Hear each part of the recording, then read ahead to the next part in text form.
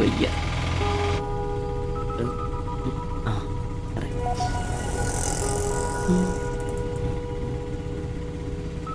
പഠിത്തമൊക്കെ എങ്ങനെ പോകുന്നു? നേരെ നോക്കി വണ്ടി ഓടിക്കാം ബ്രോസേ. ഓ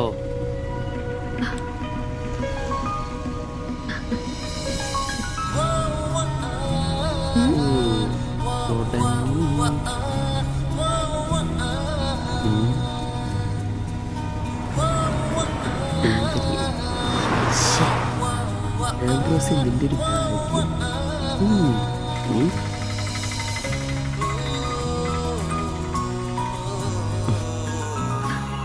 വൈകിട്ട് എന്നെ ചുമ്മാ നോക്കി നിർത്തിയേക്കരുത്.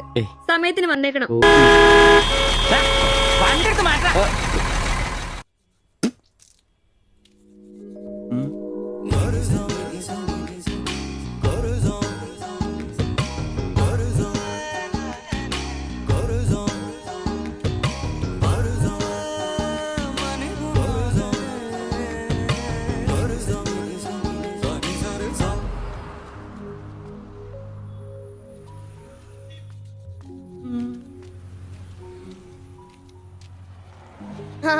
അത് ശരി, എന്റെ ടീച്ചറെ വായ നോക്കുവല്ലേ?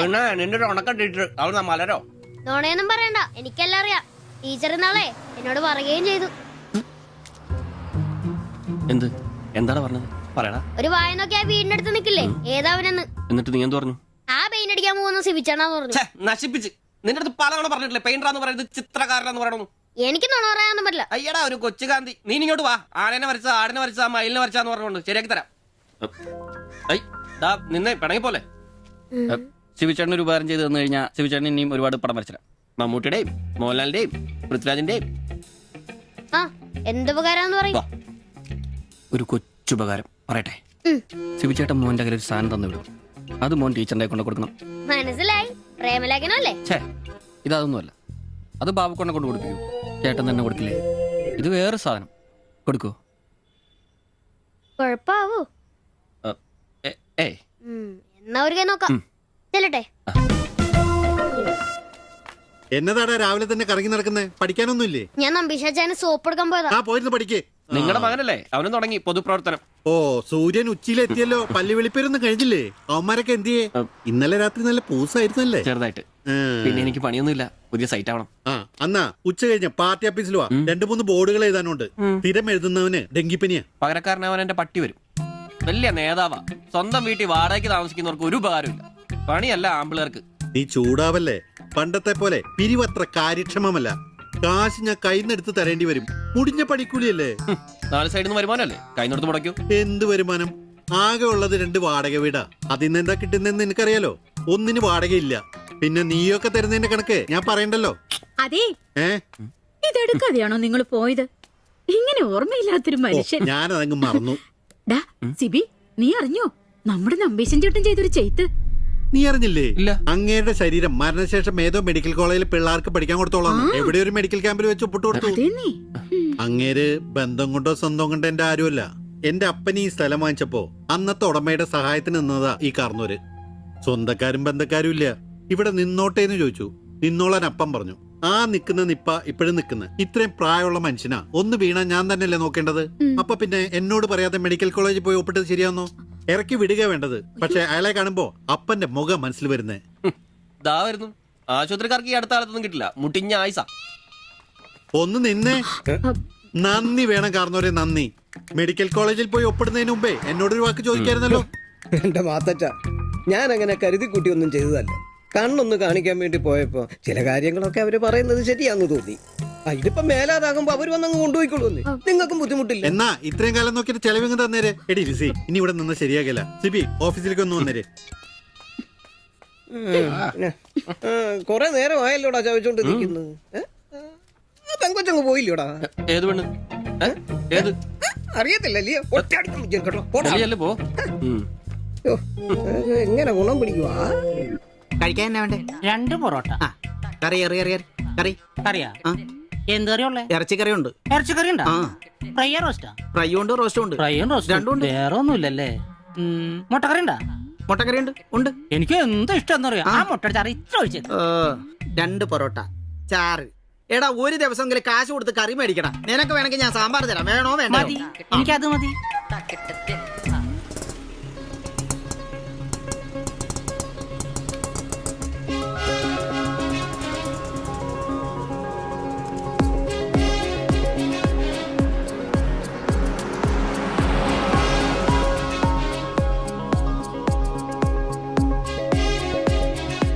ആ എന്തുവാ വേണ്ടേ കഴിക്കാൻ? 2 പൊറോട്ട, ആ. ഒരു മുട്ടക്കറി, ഒരു ആ, ചായ. ചാ. ആ ഈ കൊച്ചിന് 2 പൊറോട്ട മുട്ടക്കറി ചായ.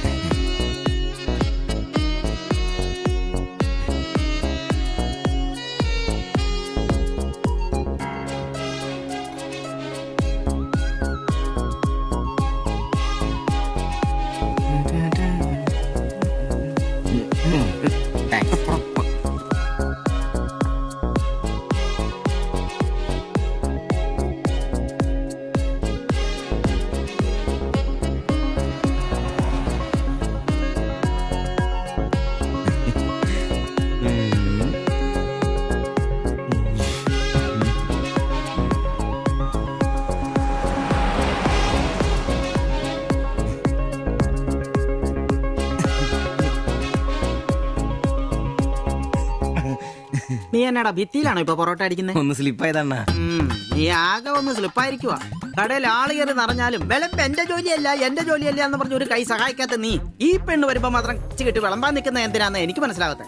അത് പിന്നെ കേട്ടില്ലേ പഴമക്കാര് പറയുന്നേ? എന്ത് ഉണ്ടാക്കിയാൽ മാത്രം പോരാ, തിന്നാനും കൊടുക്കണോ? എന്നിട്ട് പെണ്ണുങ്ങൾ വരുമ്പോ മാത്രമേ അത് ഓർമ്മ വരുത്തുള്ളൂ. എന്നാണെന്നറിയില്ല, പെൺപിള്ളേരെ കാണുമ്പോഴേ ഉണ്ടാക്കിയ കാര്യം തിന്നുന്ന കാര്യം ഓർമ്മ വരുത്തുള്ളൂ. ഒരു കാര്യം ഞാൻ പറഞ്ഞേക്കാം, നിന്റെ ഇളക്കമൊക്കെ എനിക്ക് മനസ്സിലാവുന്നുണ്ട്. ഒടുവില് വിളമ്പി ഒടുക്ക അവളി കടയിൽ കയറാത്ത അവസ്ഥ വന്നാലുണ്ടല്ലോ എന്റെ സ്വഭാവം നീ അറിയുവേ. ഇവള് ഇവിടെ വരാ, എവിടെ പോവാനാ?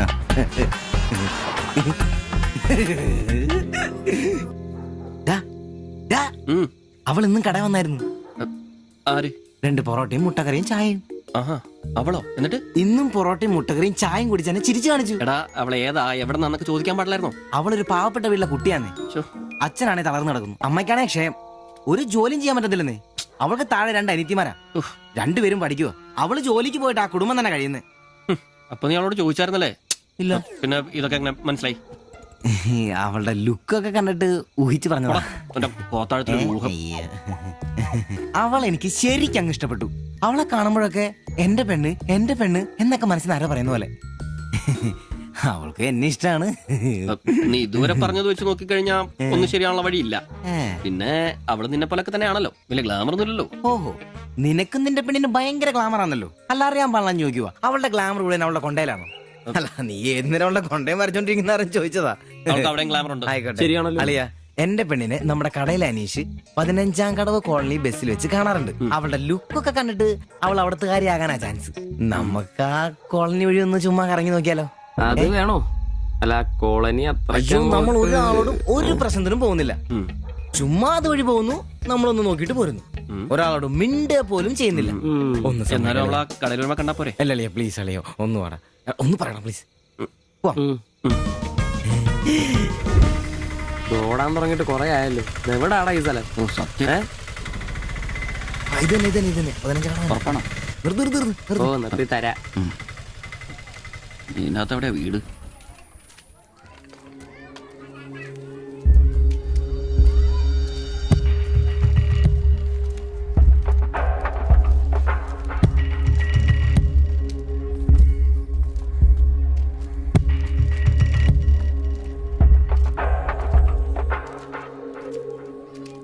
ഞാൻ അപ്പോഴേ പറഞ്ഞത് ഊരും പേരും എന്നറിയാതെ പെണ്ണിനെ അന്വേഷിക്കാൻ ഇറങ്ങരുതെന്ന്.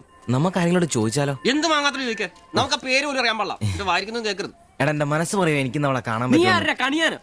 അല്ല, ഈ ഏരിയ അത്ര ശരിയല്ല കേട്ടോ. വാ, എടാ വാടാ.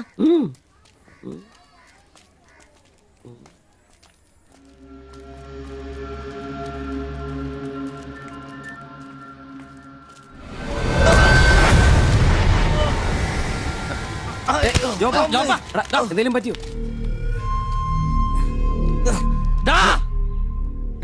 പ്രശ്നം ഉണ്ടാക്കടാ. വെറുതെ പ്രശ്നം ഉണ്ടാക്കരുത്. കാല് പിടിച്ച് മാപ്പ് പറയട്ടാ. എന്നോട് ക്ഷമിക്കേട്ടാ. പൊന്നിയേട്ടാ ജോപ്പാ എന്റെ പൊന്നിയേട്ടാ, എന്റെ ഭാഗത്ത് തെറ്റേട്ടാ, എന്റെ തെറ്റേട്ടാ, എന്റെ തെറ്റേട്ടാ. പിന്നെ അടങ്ങിയിരിക്കും സിബി.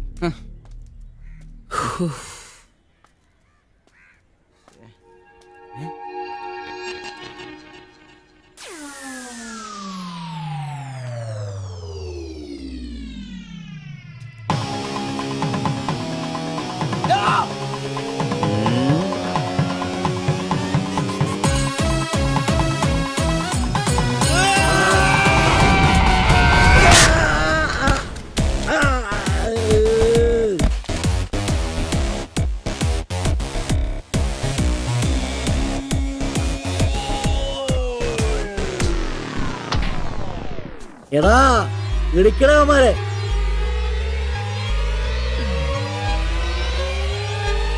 ആള് മാറി ഓടിക്കോ. ഓടിക്കോ.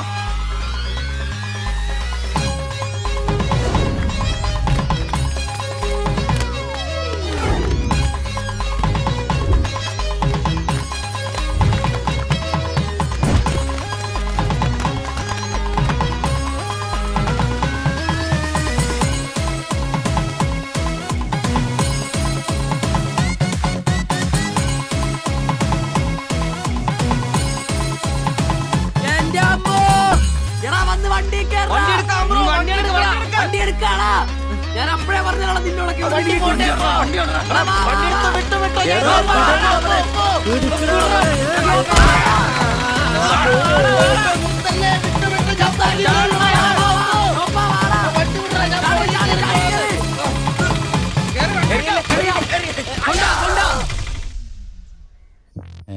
എത്ര സ്റ്റിച്ചണ്ടാ? 2.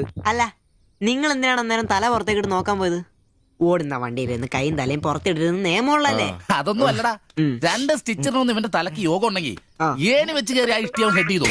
പിന്നെ പ്രേമത്തിന് വേണ്ടി ചോര ചെയ്യുന്നതെന്നൊക്കെ പറഞ്ഞ എന്റെ ജോപ്പാ ശുദ്ധ മണ്ടത്തിലോ അത്. ജീവിതം നിന്നെ അത് പഠിപ്പിക്കും. ഈ ഞാനും ഒത്തിരി ചോര ചെയ്യുന്നിട്ടുള്ളവനാ, അറിയാമോ? പണ്ട് ഞാൻ പ്രീ ഡിഗ്രി പഠിക്കുന്ന കാലഘട്ടത്തിൽ എന്റെ കൂടെ പഠിച്ചൊരു സരളയുണ്ട്. എന്താ അവളുടെ ഒരു സൗന്ദര്യം. ഒരു ദിവസം ഞാൻ അവളോട് ചോദിച്ചു, സരളെ ഞാൻ നിന്നെ കെട്ടിപ്പിടിച്ചൊരു ഉമ്മ നോട്ടേന്ന് ചോദിച്ചു. അവൾ അപ്പൊ തന്നെ തന്നു. ഉമ്മയല്ല, ചെരുപ്പൂരി മുഖം പൊത്തി ഒറ്റ അടി. ചോര ചീന്തുവല്ലായിരുന്നു, മൂക്കി കൂടി ചീറ്റുമായിരുന്നു. അധികം ചിരിക്കണ്ട, ചുറ്റുപൊട്ടും. ഇത് അതുപോലെ നല്ലെന്നേ.